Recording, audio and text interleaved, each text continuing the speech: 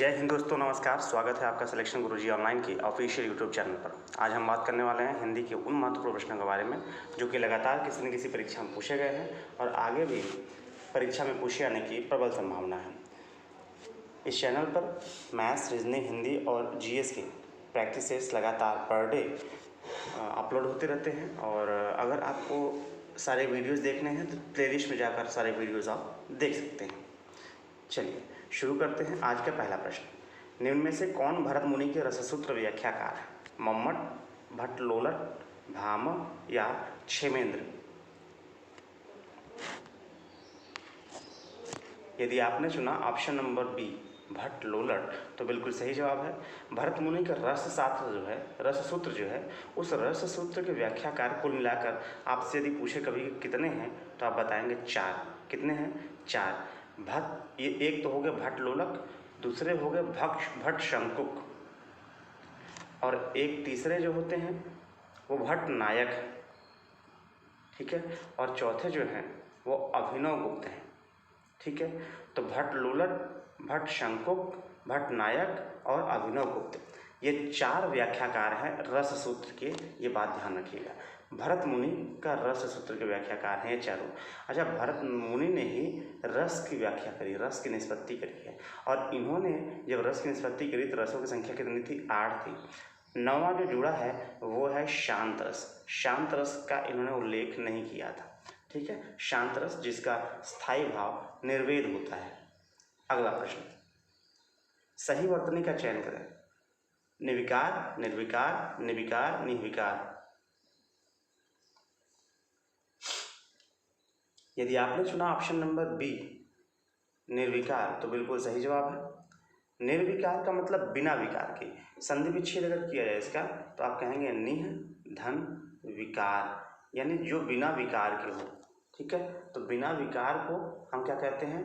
निर्विकार कहते हैं, ठीक है। क्या कहते हैं? निर्विकार। तो ऑप्शन नंबर क्या सही हो जाएगा? ऑप्शन नंबर बी सही हो जाएगा, निर्विकार। यहाँ निर्विकार लिखा है लेकिन निह कोई शब्द नहीं होता है, ये होता है निह, ठीक है। ये विसर्ग लगता है और निह धन विकार और विसर्ग के बाद वो आता है तो वो उस विसर्ग का आधार र हो जाता है और हम कहते हैं क्या हो जाता है? निर्विकार। भाषा की सार्थक लघुत्तम इकाई क्या है? ध्वन, पद, शब्द, वाक्य। यदि आपने चुना ऑप्शन नंबर ए तो बिल्कुल सही जवाब है, ध्वनि। भाषा की सार्थक लघुत्तम इकाई जो होती है, मतलब सबसे छोटी इकाई जो होती है वो ध्वनि होती है। लगातार परीक्षाओं में पूछा जाता रहा है, इस बात को एकदम ध्यान रखेंगे। पद जो होता है, पद के पहले हम शब्द समझ लेते हैं। जब ध्वनियों को जोड़ दिया जाता है तो वो शब्द हो जाता है। जैसे मैंने कहा क, पहले तो आधा क होता है, उसमें अ जुड़ा, फिर आधा म, उसमें म अ जुड़ा, तो ये कम हो गया। तो ये कम क्या है? ये शब्द है। क्या है? शब्द है। लेकिन यही शब्द जब किसी वाक्य में प्रयोग हो जाए, वाक्य के अंतर्गत आ जाएगा तो इसे हम पद कहने लगते हैं। क्या कहने लगते हैं? पद, जो कि 5 प्रकार के होते हैं। कौन कौन से? संज्ञा, सर्वनाम, विशेषण, क्रिया और अव्यय। अव्यय भी 4 प्रकार के होते हैं, क्रिया विशेषण, समुच्चय बोधक, संबंध बोधक और विस्मयादि बोधक, ठीक है। तो ये हो जाता है आपके पद। और वाक्य क्या होते हैं? शब्दों का जो समूह होता है वो वाक्य होता है, ठीक है। अगला प्रश्न, वर्णमाला किसे कहते हैं? शब्द समूह को, वर्णों के संकलन को, शब्द गणना को या वर्णों के व्यवस्थित समूह को?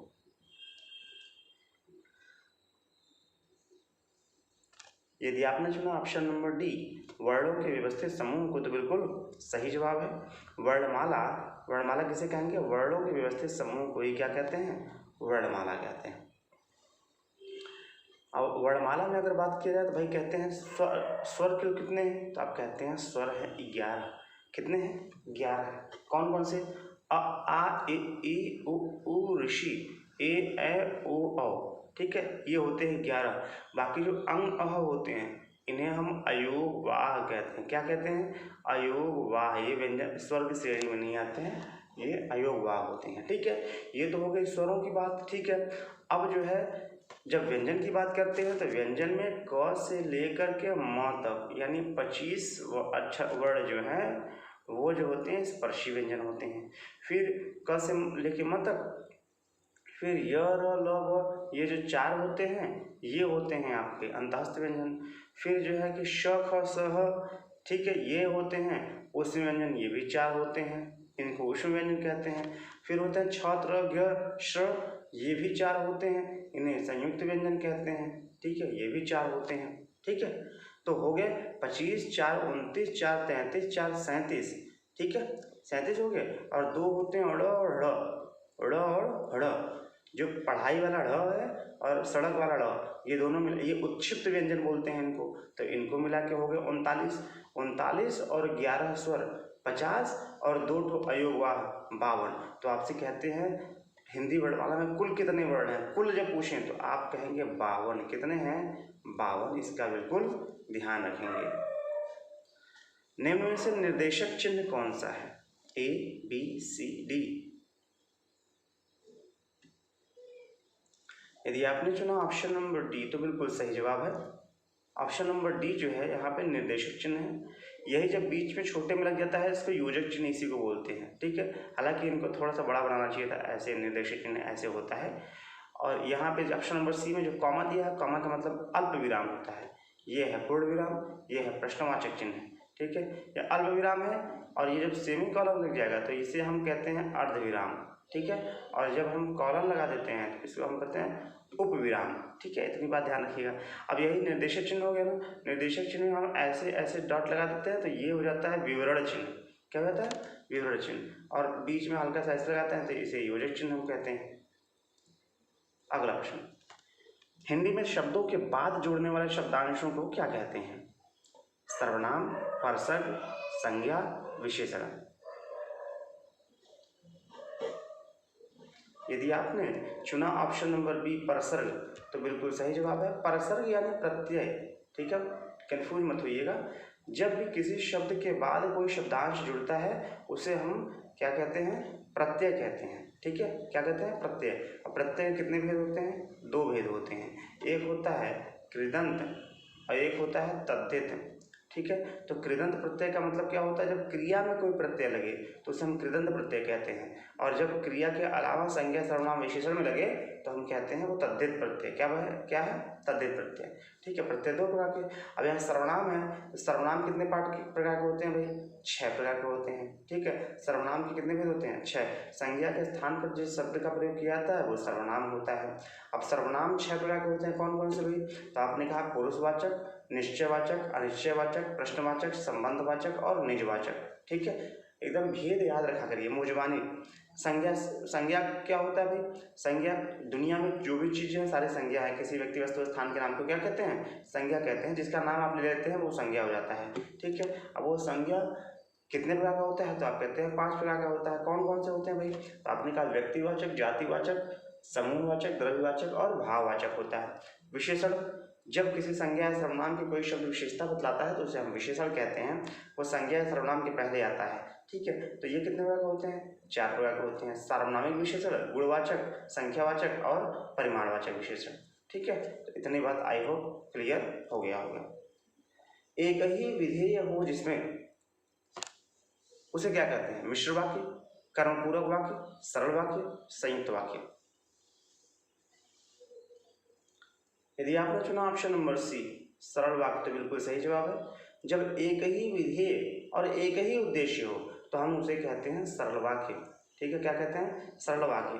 अब देखिए वाक्य जो होते हैं वो 2 आधार पर वर्गीकृत किए जाते हैं। एक तो रचना के आधार पर, ठीक है, रचना के आधार पर, और दूसरा अर्थ के आधार पर, ठीक है। तो रचना के आधार पर वाक्य होते हैं 3 जो कि दिए गए हैं, सरल, मिश्र और संयुक्त, ठीक है। सरल, मिश्र और संयुक्त, ये 3 प्रकार के रचना के आधार पर वाक्य होते हैं। सरल वाक्य मतलब जिसमें केवल एक ही विधेय, एक ही उद्देश्य हो, वहाँ पे क्या कहते हैं? उसको क्या कहते हैं? सरल वाक्य कहते हैं। और जब एक वाक्य दूसरे वाक्य पर निर्भर होता है तो वहाँ मिश्र वाक्य होता है। पहचान ऐसा होता है कि जो जिसमें जिनके लिए इस प्रकार का शब्द जब प्रयोग हो जाए तो हम कहते हैं ये मिश्र वाक्य है। और एवं, तथा, किंतु, परंतु, लेकिन, अतः, इसलिए, एवं, इस प्रकार का जब शब्द प्रयोग होता है तो वहाँ संयुक्त वाक्य हो जाता है। ठीक है, तो रचना के आधार पर ये 3 वाक्य हो गया। अर्थ के आधार पे 8 वाक्य होते हैं। कितने होते हैं? 8 वाक्य होते हैं। एक बात की कन्फ्यूजन होती है, ध्यान समझिएगा। अर्थ के आधार पर वाक्य 8 होते हैं, लेकिन अर्थ के आधार पर जब शब्द की बात करेंगे तो शब्द 4 होते हैं। तो कन्फ्यूज बिल्कुल नहीं होना है। वाक्य होते हैं 8 और अर्थ के आधार पर जो शब्द होते हैं वो 4 ही होते हैं। ठीक है, आई होप बात समझ में आ रही होगी। अगर समझ में आ रही है तो वीडियो को लाइक कर दीजिएगा, चैनल पर नए हैं तो सब्सक्राइब कर दीजिएगा। अगला प्रश्न, समुद्रगुप्त को भारत का नेपोलियन कहा जाता है। यहाँ पर नेपोलियन शब्द में कौन सी संज्ञा है?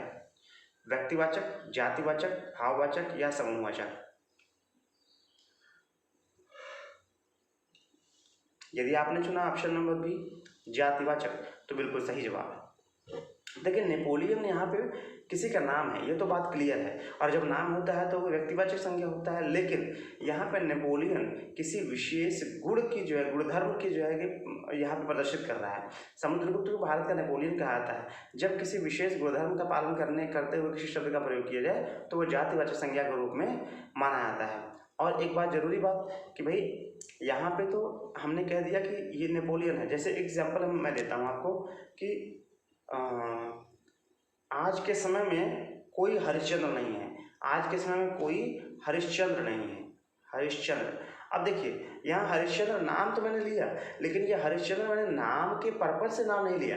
मैंने लिया कि भाई आज के समय में कोई हरिश्चंद्र नहीं है, इसका मतलब आज के समय में कोई भी बहुत ज़्यादा सत्यवादी नहीं है। तो सत्यवादी जितने भी लोग हैं उन सभी की जाति के लिए हम हरिश्चंद्र का प्रयोग करते हैं। तो यहाँ हरिश्चंद्र जातिवाचक संज्ञा है, ना कि व्यक्तिवाचक संज्ञा। उसी प्रकार से समुद्रगुप्त को भारत का नेपोलियन कहा जाता है। तो नेपोलियन किसी का नाम तो है, लेकिन किसी एक विशेष जाति के लिए प्रयोग किया जाए तो हम यहाँ पे कहेंगे जातिवाचक संज्ञा है।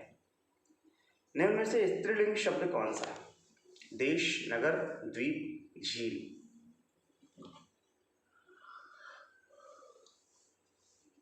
यदि आपने चुना ऑप्शन नंबर डी झील तो बिल्कुल सही जवाब है। देखिए, स्त्रीलिंग और पुल्लिंग, लिंग 2 होते हैं हमारे हिंदी में। ठीक है, आपसे पूछे कि लिंग कितने होते हैं हिंदी में, तो आप बताएंगे 2, स्त्रीलिंग और पुल्लिंग। स्त्रीलिंग पुल्लिंग का जो डिटर्मिनेशन है वो आप सिंपल तरीके से प्रयोग मिला के कर सकते हैं। जैसे मैंने कहा मेरा देश महान, तो मेरा प्रयोग किया, मेरी देश महान कह सकते हैं क्या आप? नहीं, तो मेरा देश महान, तो देश के पहले देश के लिए जिस सर्वनाम का प्रयोग हुआ या विशेषण का प्रयोग हुआ तो उस विशेषण को देखेंगे वो स्त्रीलिंग है कि पुल्लिंग है। तो मेरा देश महान कि मेरी देश महान, तो इसलिए पुल्लिंग है, मेरा देश महान। उसी प्रकार से कितना प्यारा नगर है, कितना सुंदर नगर है, कितना बड़ा नगर है, तो कितना प्रयोग करेंगे, कितनी नहीं प्रयोग करेंगे, इसलिए ये पुल्लिंग है। द्वीप है ना, सबसे बड़ा द्वीप, दुनिया का सबसे बड़ा द्वीप, सबसे बड़ी द्वीप नहीं कहते हैं आप, सबसे बड़ा द्वीप बताएं। ठीक है, एक फ्लो में बोलिएगा, क्लियर हो जाएगा एकदम। और झील, आप क्या बोलते हैं? आप कहते हैं भारत के सबसे बड़ी ताजे पानी की झील बताएं, सबसे बड़ा ताजे पानी की झील बताएं कौन सी है, तो आप कहते हैं ताजे पानी की झील, तो हम कहते हैं की का प्रयोग किए, इसलिए क्या हो जाएगा? स्त्रीलिंग हो जाएगा। इसी प्रकार से आप इसको निर्धारित किया करिए, नहीं तो याद करने में बहुत मुश्किल होगी, बहुत ज़्यादा शब्द है और याद नहीं कर पाएंगे। अगला प्रश्न, हिंदी भाषा में वचन कितने प्रकार के होते हैं? 3, 2, 4, 5। यदि आपने चुना ऑप्शन नंबर बी 2 तो बिल्कुल सही जवाब है। हिंदी में केवल 2 होते हैं, एक वचन और बहुवचन। अगर संस्कृत की बात करते हैं तो 3 होते हैं, एक वचन, द्विवचन और बहुवचन। ठीक है, लेकिन हिंदी में जो पूछेंगे आपसे तो आप कहेंगे एक वचन और बहुवचन। अगला प्रश्न, हिंदी के शब्दों का लिंग निर्धारण किसके आधार पर होता है? प्रत्यय के आधार पर, संज्ञा के आधार पर, क्रिया के आधार पर, सर्वनाम के आधार पर?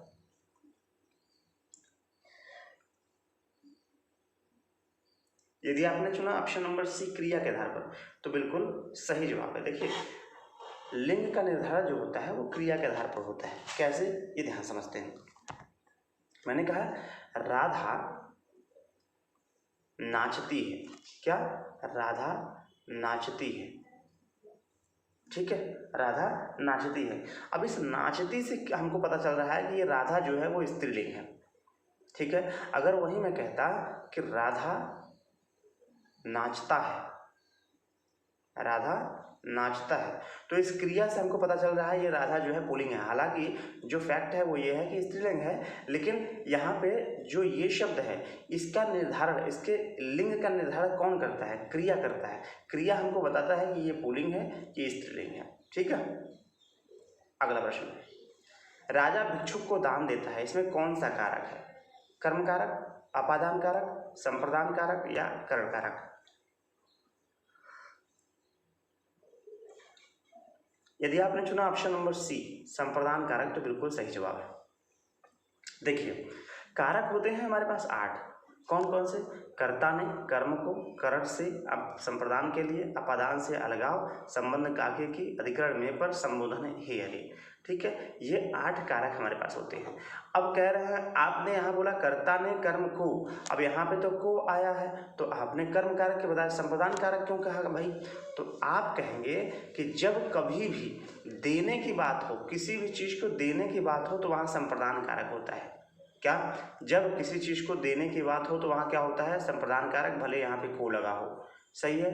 एक बात और जरूरी बात, इसमें अपवाद, वो सामान जब आप देते हैं और लेने की अपेक्षा रखते हैं तो वहाँ पे कर्म कारक ही होगा, लेकिन जब देकर अब लेने की अपेक्षा नहीं होती है तो वहाँ संप्रदान कारक होता है।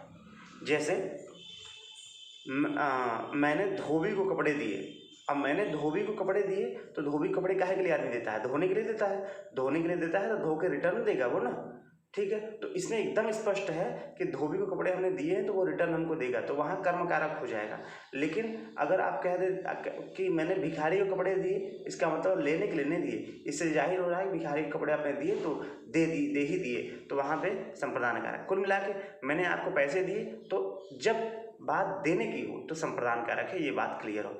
जब तक कि ये कंफर्म ना हो कि आपको रिटर्न भी लेना है तो वहाँ पे संप्रदान कारक ही प्रयोग होगा। जब ये पता चल जाए कि रिटर्न लेना है तो वहाँ कर्म कारक होगा। अगला प्रश्न, चाकू शब्द का बहुवचन क्या है? चाकू में, चाकू, चाकू, चाकू।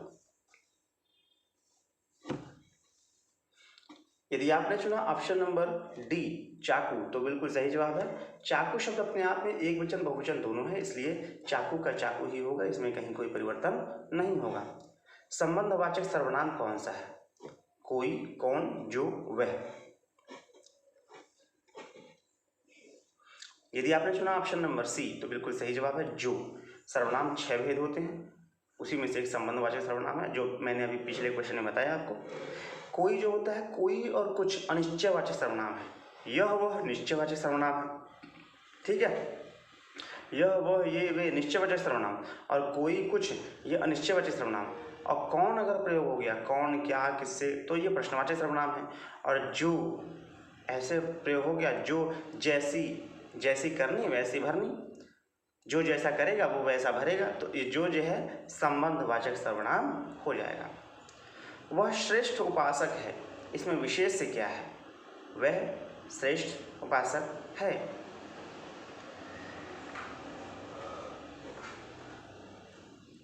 यदि आपने चुना ऑप्शन नंबर सी तो बिल्कुल सही जवाब है।